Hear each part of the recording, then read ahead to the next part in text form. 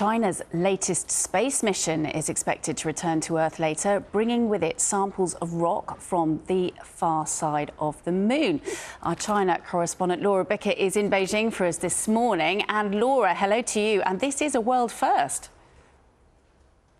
It is a world first. China is calling it historical and it's calling it a major feat in lunar exploration. We are expecting this probe to land within the next hour. State media has already started broadcasting live. There's a lot of pride in this as China tries to enter the space race and compete with the United States and Russia.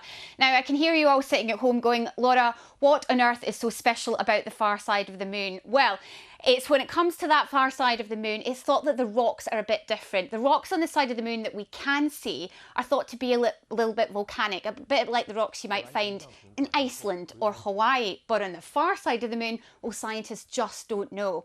And they want to see these samples because they wonder if it will give us clues as to how planets are formed.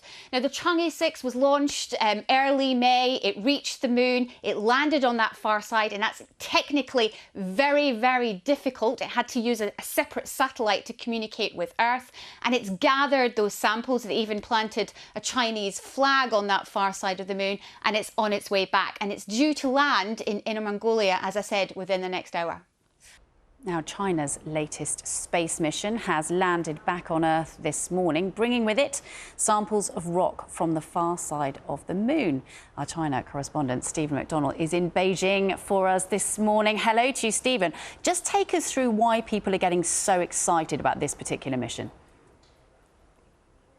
Well, this is a remarkable scientific achievement. There have been missions to the moon, astronauts on the moon, samples brought back, but all of that on the near side of the moon. This is the first time a mission has gone to the far side of the moon, and not only that, samples of rocks and Earth have been brought back. It's especially difficult because there's no line of sight communication, so Chinese scientists have had to bounce their instructions off a satellite down to the Chang'e probe on the far side of the moon. And people might think, well, who cares? It's just dirt and rocks coming back to Earth. But it's going to help scientists understand how the moon was constructed and why the near and far sides are different. And that might even help in the future construction of a moon base, which the Chinese say they want to do. Beautifully explained there by Stephen McDonald in Beijing. Thank you.